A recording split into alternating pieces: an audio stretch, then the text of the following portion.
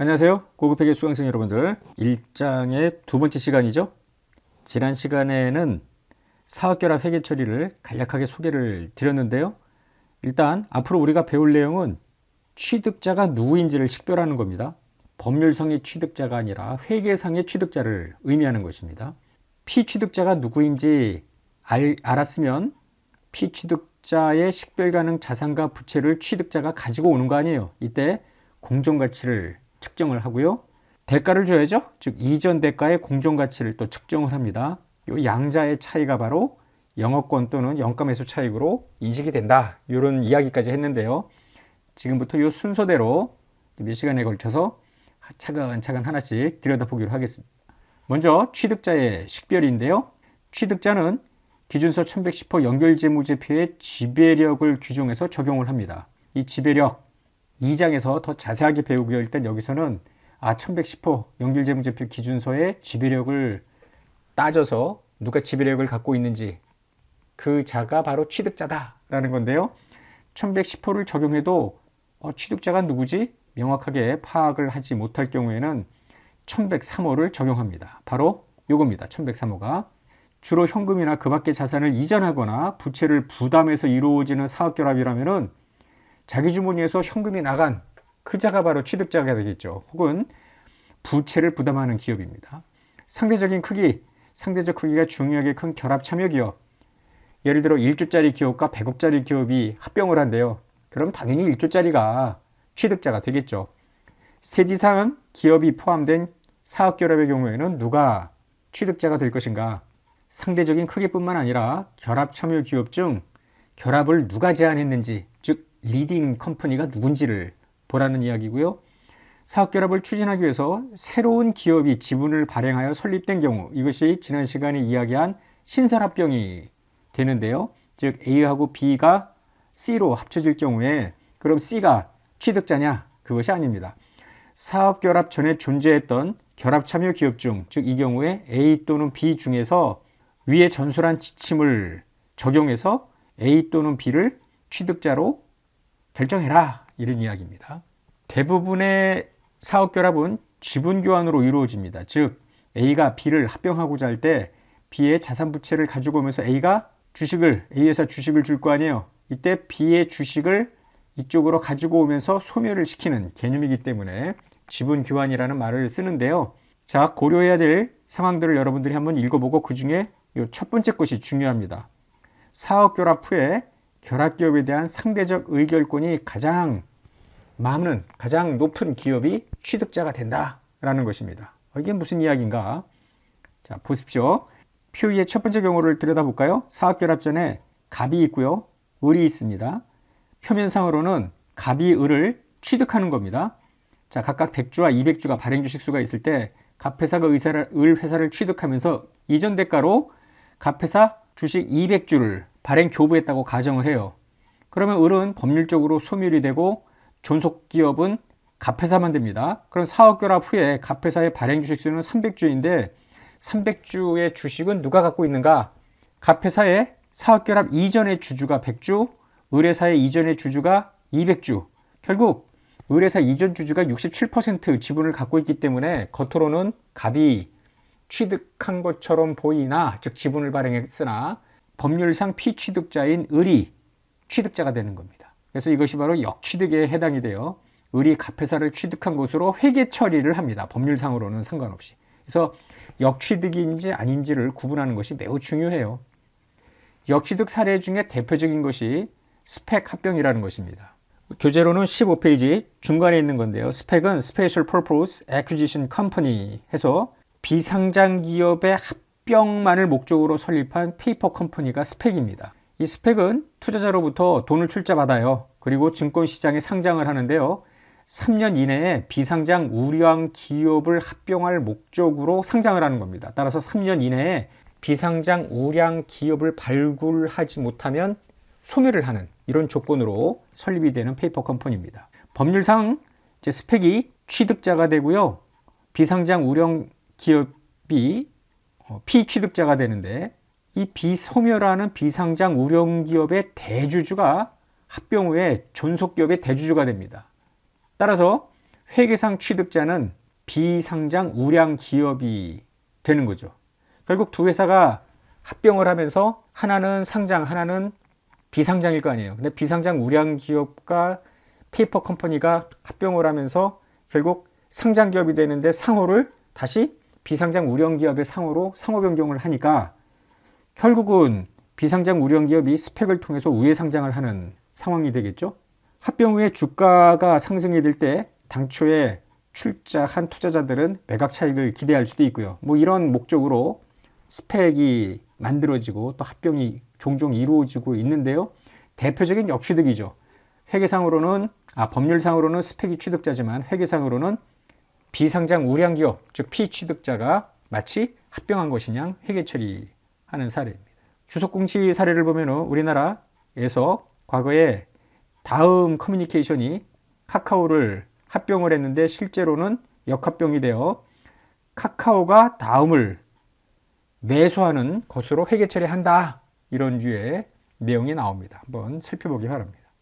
자, 취득자가 누구인지 확인이 됐으면 피취득자로부터 자산과 부채를 가져와야 되잖아요. 그때 모든 장부에 있는 자산과 부채를 가져오는 것이 아니라 식별할 수 있는 취득자산 인수부채 이거를 가져오는 거예요. 얘를 어떻게 인식하고 얼마로 측정하는지가 핵심입니다. 식별할 수 있는 취득자산 인수부채의 인식 원칙은 기준서 1103호 문단 11과 12에 있는데요. 이 두 가지 문단에 따라 두 가지 조건을 모두 충족을 해야 됩니다. 11번은 뭐냐면 식별할 수 있는 취득자산 인수부채, 즉 피취득자가 가지고 있는 자산부채가 취득일 현재 우리가 중급회계에서 배운 개념체계라는 거 있죠. 재무보고를 위한 개념체계, 앞으로는 간단하게 개념체계라고 하는데요. 개념체계에서 이야기하고 있는 자산과 부채의 정의를 충족해야 한다라는 겁니다. 뭐 세상스럽게 중급회계에서 배운 자산부채의 정의를 또 이야기하기는 시간상 어렵고요. 여러분들이 중급회계 책 한번 들여다보기 바랍니다. 이렇게 자산부채 정의를 충족해야 되고요. 문단 12는 식별할 수 있는 취득자산 인수부채는 별도 거래 결과가 아니라 사업결합 거래에서 취득자와 피취득자 사이에서 교환한 항목의 일부이어야 한다라는 것입니다. 즉 뭔가 취득자가 피취득자 소유주한테 대가를 줬는데 그 대가가 사업결합 대가이어야지 별도 거래 대가가 그 안에 포함되어 있으면 이를 구분하라 이렇게 보면 되겠죠. 자, 하나씩 다시 한번 보면은요. 문단 11 개념체계 정의 충족 여부인데요. 취득법을 적용하려면 취득일에 식별할 수 있는 취득자산 인수부채가 개념체계 자산부채 정의를 충족해야 한다는 겁니다. 예를 들어서 피취득자의 영업활동의 종료, 고용관계의 종료, 종업원 재배치 등의 실행과 관련해서 미래에 꽤 많이 원가가 발생할 것 같아. 그런 것은 피취득자가 짊어지는 어떤 의무라고 볼 수는 없는 거 아닙니까? 취득일 현재 부채라고 볼 수는 없죠. 따라서 식별 가능한 인수부채에 해당이 안 되지 않는다. 이런 겁니다. 한편 문단 12 별도거래와 사업거래를 구분해라. 즉 피취득자에게 지급한 대가에 뭔가 이전 대가 이외의 다른 대가가 있으면 이를 구분해서 따로 회계 처리하라는 뜻입니다. 인식원칙 다음이 바로 측정원칙인데요. 자, 식별할 수 있는 취득자산 인수부채가 결정이 됐으면은 얘네들을 얼마로 측정할 건가? 취득일의 공정가치로 측정합니다. 공정가치란 합리적인 판단력과 거래 의사가 있는 독립된 당사자 사이의 거래에서 자산이 교환되거나 부채가 결제될 수 있는 금액. 이거는 다른 기준서에도 나오는 내용이죠. 이와 같이 인식원칙, 즉 문단 11과 12를 살펴보았는데요. 여기에 개념체계 자산부채 정의를 적용하는데 예외가 있습니다. 자, 개념체계에 따라서 취득일에 부채를 인식을 해야 되는데요. 그 개념체계에서는 미래 경제적 효익의 유입 가능성, 유출 가능성이 높으냐 낮으냐 이런 것들을 구분하지 않잖아요. 그냥 경제적 자원이라는 개념에 따라서 자산과 부채를 정의합니다. 따라서 경제적 효익의 유입 유출 가능성이 낮더라도 자산 부채를 인식할 수 있겠는데요. 이럴 때 이제 문제가 되는 것은 뭐냐면은 취득일에 굉장히 경제적 자원의 유출 가능성이 낮은 항목이더라도 개념체계에 부채 정의를 충족을 하기 때문에 인식을 했는데 그 다음날부터는 개별 기준서, 부채 기준서를 인식을 적용을 할 거 아니에요. 이때 기준서를 적용할 때 취득일에 바로 전날 인식했던 부채를 취소하는 문제가 생길 수 있겠다라는 거예요. 그래서 부채를 죽이면서 대변으로 이익을 인식하는 day 2, profit or loss, 이때는 profit이 되겠죠. 이 발생하는 문제를 어떻게 해결하느냐라는 건데, 특히나 이 문제가 대두가 되는 것은 충당부채, 우발부채, 그 다음에 부담금, 이 두 가지가 문제가 된다는 것이죠. 따라서 이 두 가지는 개념체계를 적용하지 않고 해당 기준서를 적용한다. 이렇게 예외 규정이 있습니다. 이 해석서 2121호를 적용하는 부담금은 본장 보론에 나와 있으니까 여러분들이 한번 읽어보기 바랍니다. 한편 인식원칙 예외 항목이 있는데요. 여기에는 우발부채가 있습니다. 자, 경제적 효익이 내재된 자원의 유출 가능성이 높지 않거나 금액을 신뢰성 있게 추정할 수 없다면, 이 충당부채가 아니라 우발부채로 주속 공시하도록 1037호에 나와 있죠. 중급회계 때 전부 배웠을 겁니다. 그런데 1037호에 상관없이 1103호에서는 취득일 현재 경제적 효익이 내재된 자원의 유출 가능성이 높지 않더라도 공정가치만 신뢰성 있게 측정이 가능하면 취득일에 식별할 수 있는 부채로 인식하는 예외를 허용하고 있습니다. 이는 취득자를 배려한 것이 아닌가라는 생각이 드는데요. 취득자 입장에서는 합병 과정에서 가장 예민한 부분이 덥석 피취득자를 인수합병했는데 확인 못했던 잠재적인 부채가 마구잡이로 튀어나오면 이거 굉장히 난감할 거 아니에요. 따라서 우발부채 같은 경우에 회사가 주속으로 공시를 했는데 그 금액이 만만치 않을 것 같아. 그러면 식별할 수 있는 부채로 집어넣겠다는 뜻이죠. 그 뜻은 뭐예요? 취득하는 순자산 금액을 낮게 하여 이전 대가를 줄이겠다라는 속셈이 들어가 있는 거죠. 당연히 취득자 입장에서는 그와 같은 행동을 취할 것이고요. 그거를 기준서에서 명시적으로 규정했다, 이렇게 보면 되죠. 자, 예제 3번 볼까요? 우발부채 인식인데요. X1년 초에 갑은 의뢰사와 사업 결합을 했고 취득자는 갑이래요. 다음은 취득일 현재 의뢰사 자산의 장부금액 공정가치 추가 정보입니다. 자, 장부금액은 의미가 없고요. 공정가치가 의미가 있죠. 지금 보면은 현금이 현금성 자산은 같고요. 이쪽이 크네. 이것도 크고요. 유형자산도 무형자산은 같다고 했습니다. 따라서 이거랑 이 장부금액과 상관없이 공정가치로 가지고 와야 되고요. 부채도 지금 보면은 부채 금액은 장부금액 공정가치가 같습니다. 자산과 부채를 가져오기 때문에 피취득자의 자본금이나 이익여금은 별로 써먹을 정보가 아니죠. 자, 추가 정보로는 취득일 현재 을이 진행하고 있는 신기술 개발 프로젝트가 있대요. 상기 무형자산의 장부금액에 포함되어 있지는 않대요. 즉 기준서에 따르면, 무형자산 기준서에 따르면 중급회계 때 배웠을 텐데 R&D와 관련된 지출이 있을 때 연구 단계 지출은 무조건 비용이죠. 개발 단계 지출이더라도 6가지 조건을 충족을 해야 개발비 무형자산으로 회계 처리할 수 있을 것 아닙니까? 따라서 회사는 일단 자산으로 처리는 안 했대요. 그런데 취득자 입장에서 봤을 때 해당 프로젝트가 식별할 수 있는 무형자산에 해당한다, 이렇게 판단을 했다는 거죠. 그리고 공정가치는 만이래요. 그러면 이 무형자산에 만이 더 포함이 된 걸로, 여기 안 들어가 있지만 10,000원을 더 포함시켜라, 이런 의미로 보면 되겠고요. 의뢰사가 미래 자원의 유출 가능성이 높지 않다고 판단하여 충당부채로 인식하지 않고 주속 공시한 우발부채가 있는데 신뢰성 있는 공정가치 측정이 가능하다고 가정한 거죠. 8천만큼을 식별할 수 있는 인수부채로 포함시켜라, 이런 겁니다. 반면에 사업결합 결과 미래에 15,000원의 손실이 발생할 것 같아. 이런 미래의 잠재적인 손실은 식별할 수 있는 인수부채, 즉 의무라고 볼 수는 없으니까 이거는 고려 대상이 아닙니다. 따라서 사업결합에서 갑이 인식할 의뢰사의 순자산의 공정가치를 계산을 해본다면, 앞서 이 무형자산 공정가치에다가 10,000원을 더하고요. 충당부채 70,000원에다가 8,000원을 더 더해야죠. 따라서 322,200,000이 식별할 수 있는 자산부채 공정가치가 될 거고요. 자, 합병일에 회계 처리하려는 거예요. 이전 대가로 갑이 주식을 교부했는데 액면 30만원, 공정가치 40만원. 40만원의 대가를 준 걸로 봐야죠. 322,200,000의 순자산을 가져오고 40만의 대가를 줬으니까 78,000만큼 초과 지급액 영업권이 나오겠죠. 앞에서 확인했던 이런 것들을 전부 자산부채 집어넣고요.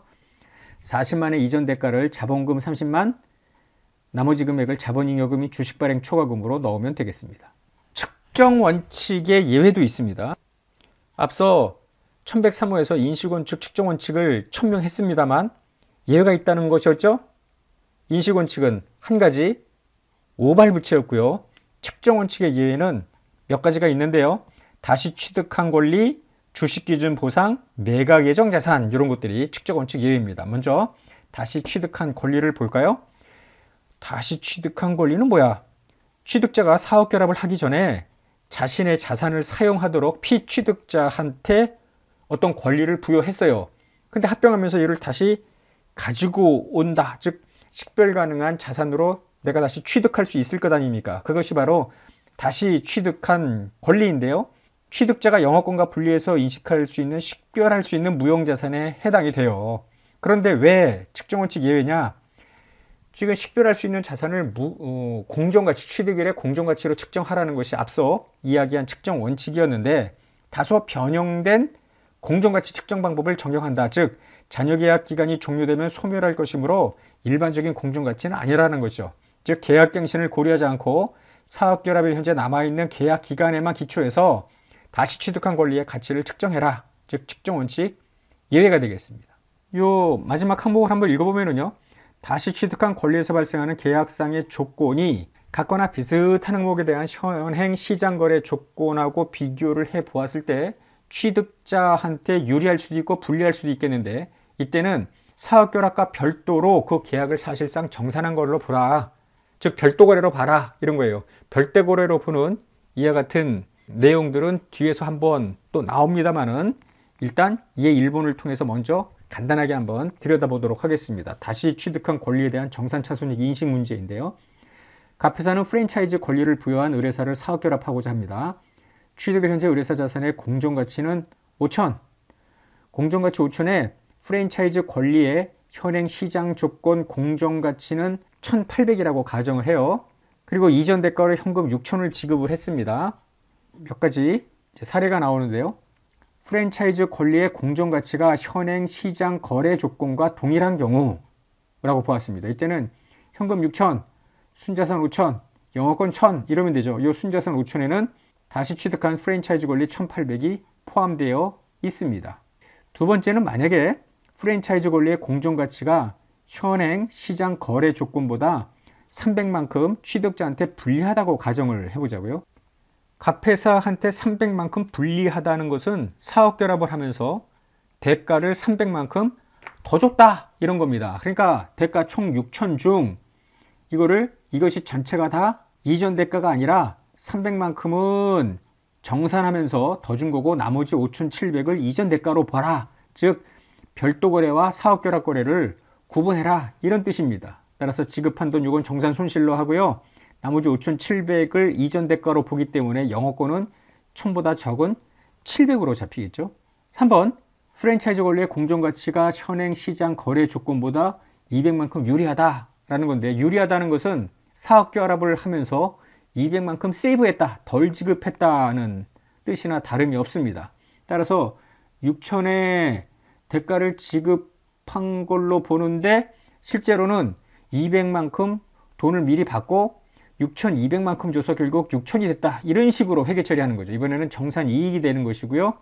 6,200이 이전 대가이기 때문에 영업권은 1,200이 되는 이런 다시 취득한 권리 등을 포함한 어떤 정산 차손익 인식은 뒤에 한 번 더 나오게 됩니다.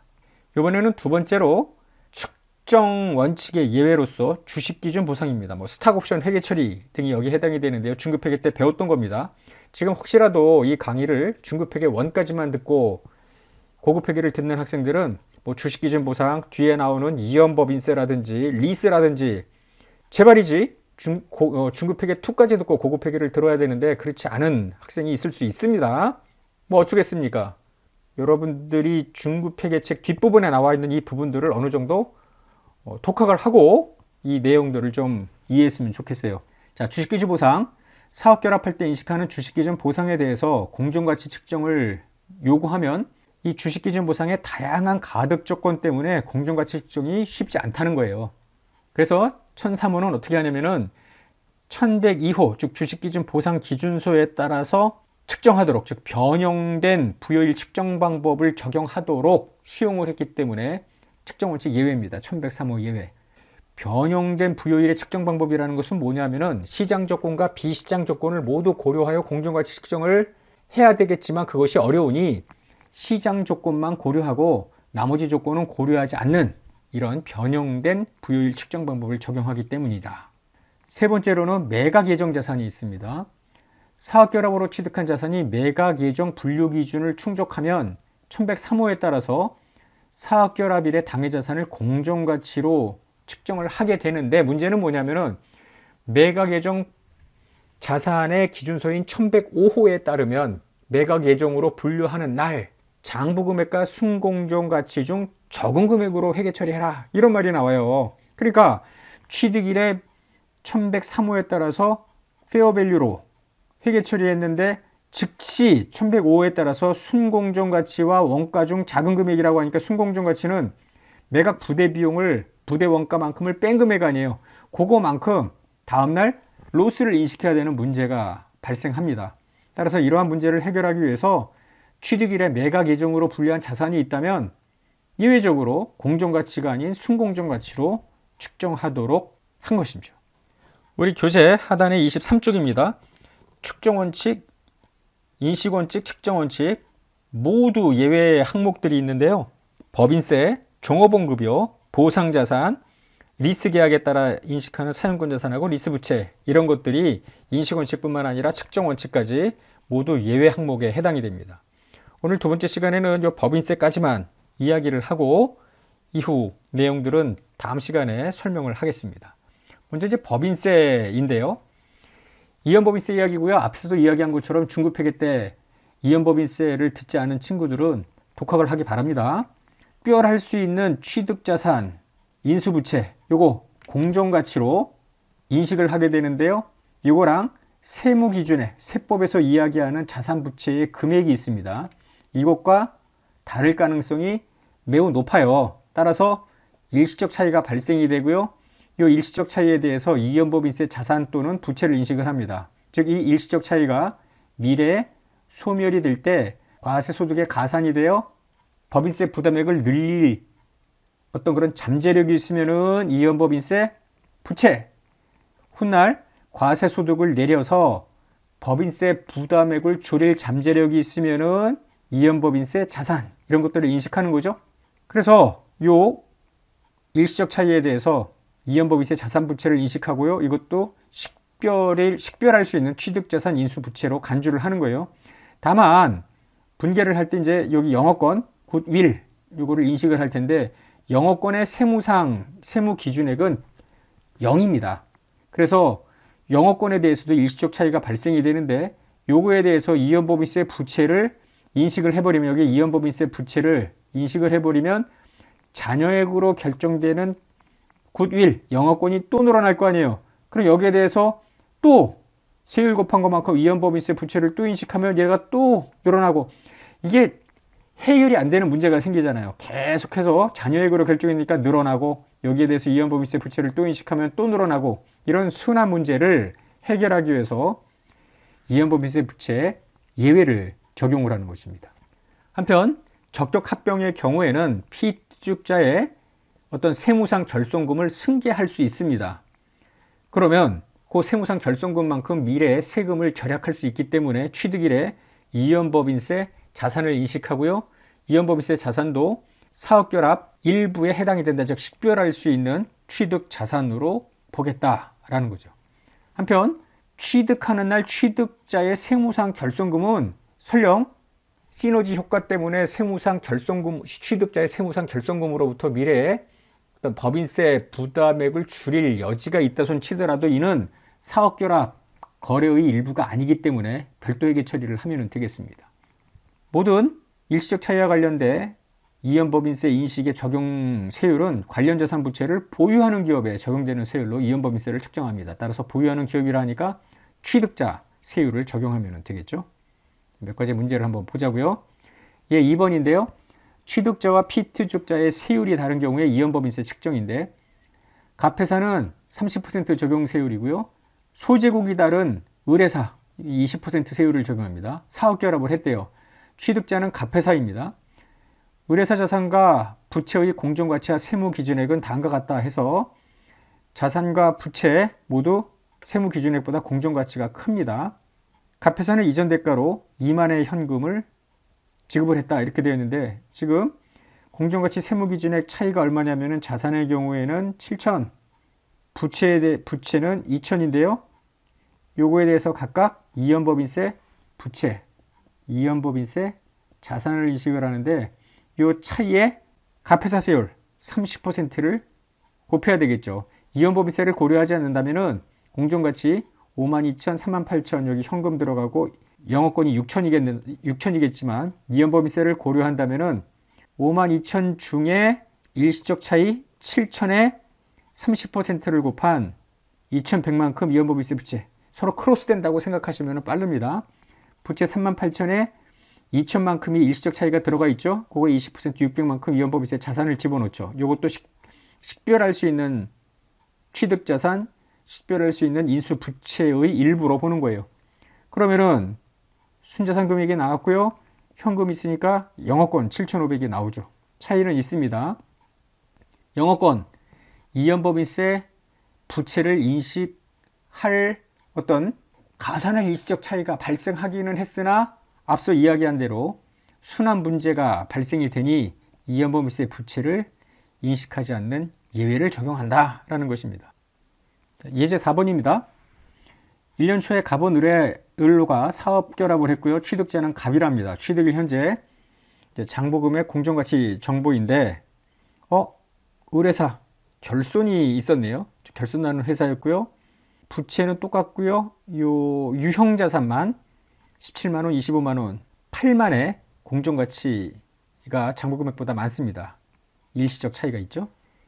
추가 정보를 보니까 취득일 현재 의뢰사의 재무상태표상 결손금이 5만인데 무조건 결손금을 다 승계하는 것이 아니라 세무상 결손금 4만을 승계할 수 있습니다. 적격 합병이라면. 취득일 현재 의뢰사 자산부채 장부금액은 세무기준액과 같고요.